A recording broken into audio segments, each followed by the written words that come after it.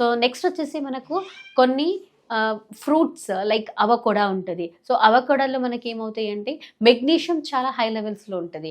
So మనకు magnesium మన నర్వ్స్‌కి com చేయడానికి చాలా హెల్ప్‌ఫుల్ ఉంటది కాబట్టి అవకోడాస్, బనానాస్ ఇలాంటి మళ్ళీ స్వీట్ పొటాటోస్ ఇవన్నీ తీసుకుంటే మనకు మెగ్నీషియం మళ్ళీ పొటాషియం అనేది సప్లిమెంట్స్ కరెక్ట్‌గా సప్లై అయితూ ఉంటది. దీంతో పాటు మనకు నెక్స్ట్ కాడ్ లివర్ ఆయిల్ అంటే ఫిషెస్.